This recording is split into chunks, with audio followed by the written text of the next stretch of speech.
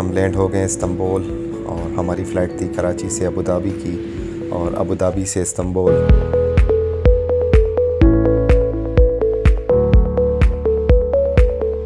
Istanbul पहुंच के रात हो चुकी थी तो हमने ये डिसाइड किया कि अब अपनी डायरेक्ट होटल जाके रेस्ट कर लेते हैं। आज हमारा जो है इस्तांबुल का पहला दिन है और आज हम जाके इस्तांबुल का सैर करेंगे और आप लोगों को भी दिखाएंगे। आइए हमारे साथ।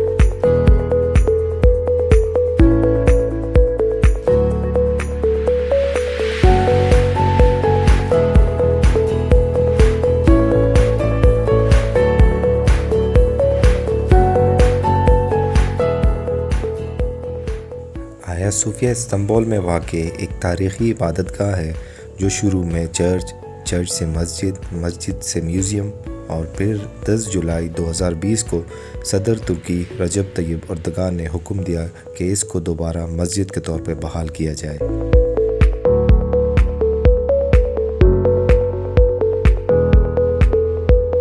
कई जंगों को सह कर आज भी ये इमारत शान से खड़ी है।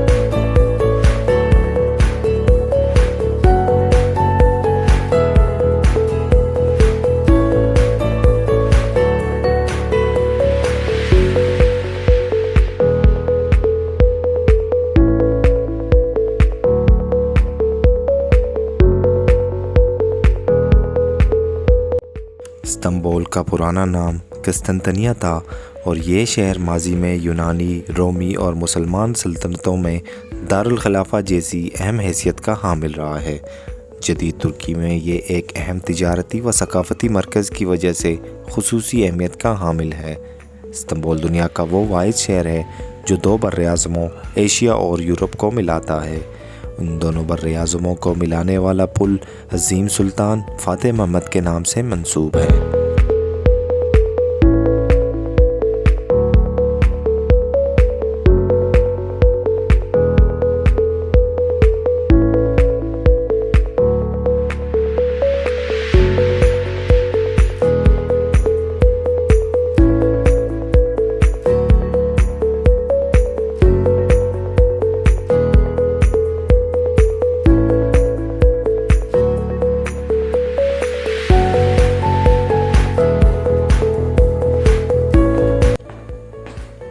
Hi Ahmed. Hello, hello.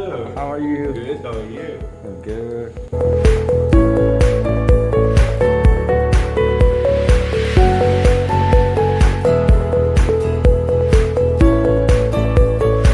गुज़श्ता साल इस्तांबुल ने 9.25 मिलियन सयाहों की मेज़बानी की।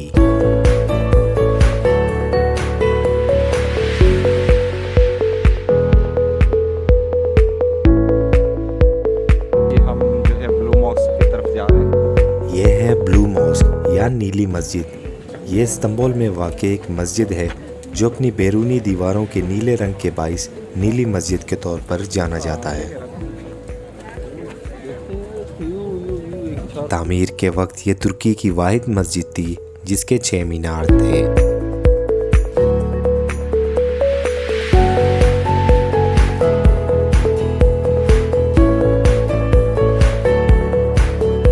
ये है बड़ा बाज़ार जिसे इस्तांबुल में ग्रैंड बाज़ार कहते हैं। तुर्की के शहर इस्तांबुल में वाक़ ये तारीख़ी ग्रैंड बाज़ार का शुमार दुनिया के कदीम तरीन बाज़ारों में होता है। इसकी बुनियाद सन 1455 में सल्तनत उस्मानिया के दौर में रखी गई थी। इस ग्रैंड बाज़ार में 61 गलियां और सैकड़ों दुकानें हैं।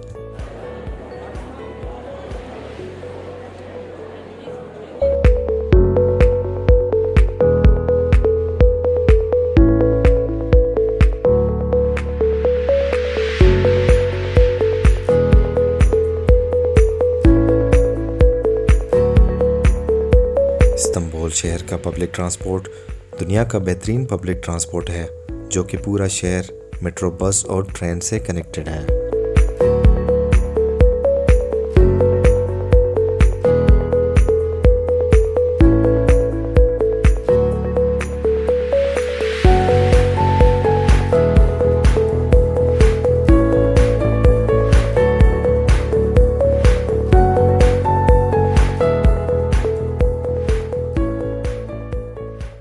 ये है तकसीम स्क्वायर, जिसे इस्तांबुल का दिल और अंग्रेज़ी में the heart of modern Istanbul कहा जाता है। ये जगह इसलिए भी अहम है क्योंकि यहाँ कौमी तातीलात पर सरकारी तकरीबात मुनक्किद की जाती हैं और इस्तांबुल जिस तरह तारीख़ी व सयाहती शहर के लिहाज से तुर्की के दिल की हैसियत रखता है, ठीक इसी तरह तकसीम स्क्वायर को इस्तांबुल का दिल माना जाता है।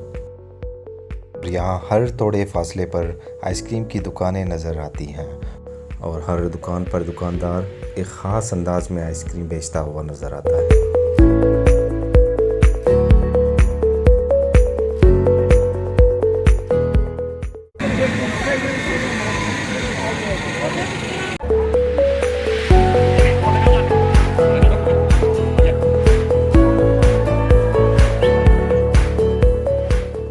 शहर इस्तांबुल में मेट्रो बस, ट्रेन और ट्रैम के अलावा आप फेरी सर्विसेज का भी मज़ा ले सकते हैं, जो कि आपको बआसानी प्रिंसेस आइलैंड ले जा सकता है, जो कि 9 आइलैंडों पर मुश्तमिल है। और इसके अलावा आप बॉस्फोरस के मुख्तलिफ़ पैकेजों का भी लुत्फ़ उठा सकते हैं।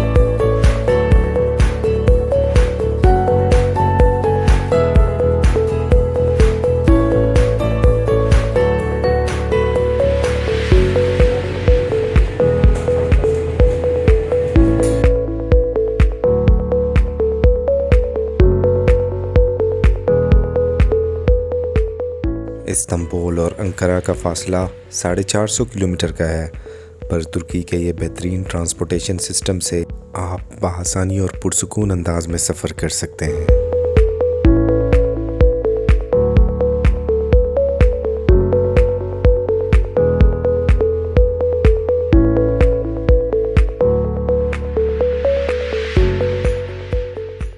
अंकारा तुर्की का दारुल हुकूमत और इस्तांबुल के बाद मुल्क का दूसरा सबसे बड़ा शहर है।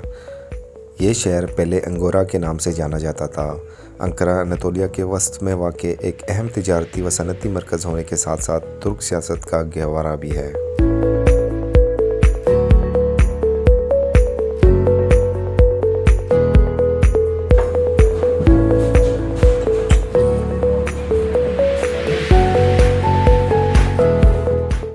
अंकारा और परियों के शहर कप्पाडोकिया का फासला लगभग 350 किलोमीटर का है।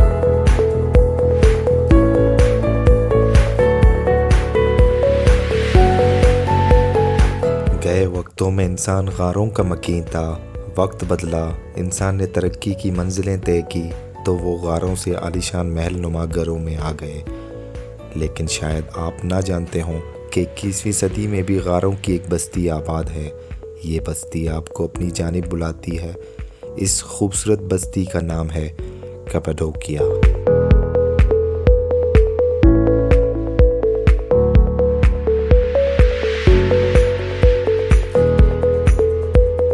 तुर्की के सूबे नेविशहर में वाक़े कप्पाडोकिया के हैरत अंगेज़ नक्श व निगार देखकर दिल में पहला ख्याल यही आता है जैसे ये बस्ती किसी माहिर मुसव्वर के हाथ का करिश्मा हो।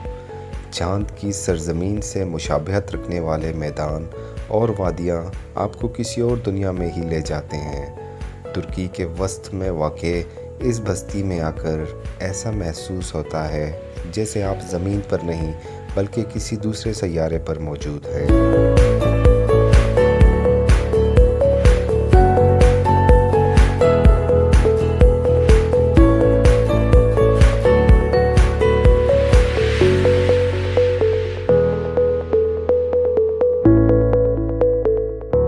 It's 6:30 a.m. and we are waiting for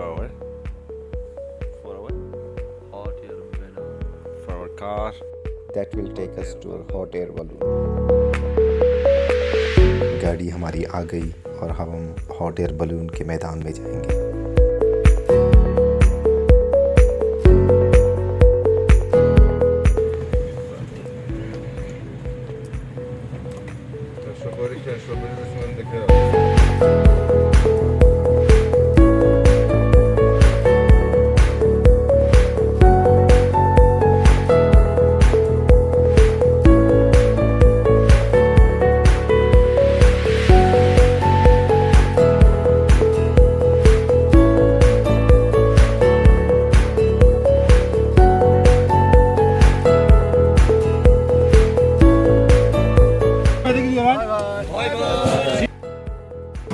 See you tomorrow.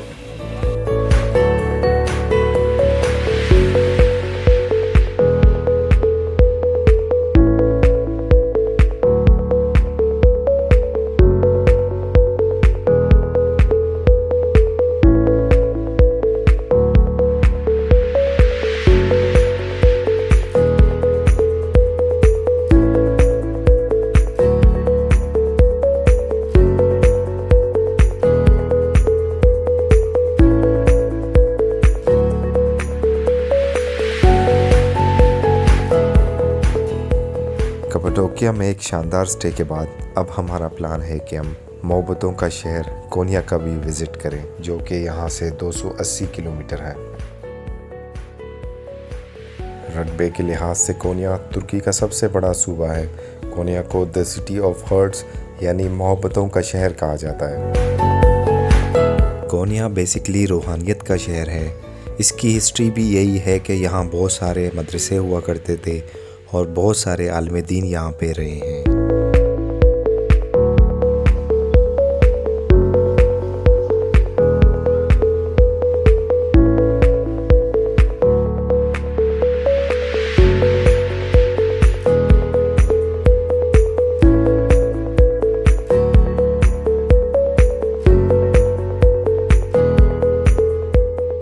कोनिया में एक छोटे से स्टे के बाद हम रवाना हुए अंतालिया।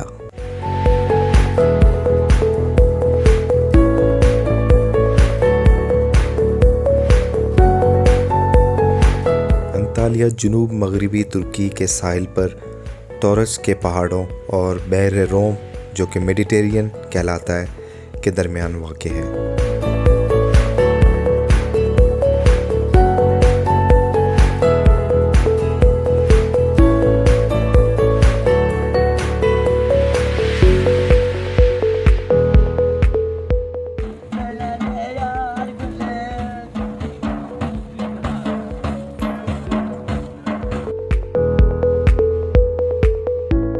अंतालिया में 2 दिन रुकने के बाद हम रवाना हुए पामुक्काले।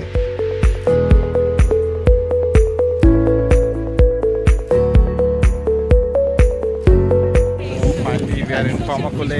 मगरिबी तुर्की में वाक़ शहर पामुक्काले की ख़ास बात वहाँ की सफ़ेद पहाड़ी सिलसिले और चट्टानें हैं जो बाकी मैदानी इलाकों को अपने दामन में समोए हुए हैं। ये मंज़र देखकर लगता है कि ये ज़मीन का नहीं बल्कि कायनात में किसी दूसरे सैयारे का हैरत अंगेज़ मंज़र है। यहाँ मौजूद चूने की ये चट्टानें गुज़श्ता 4 लाख बरसों में कुदरती चश्मों की मदद से बनी हैं।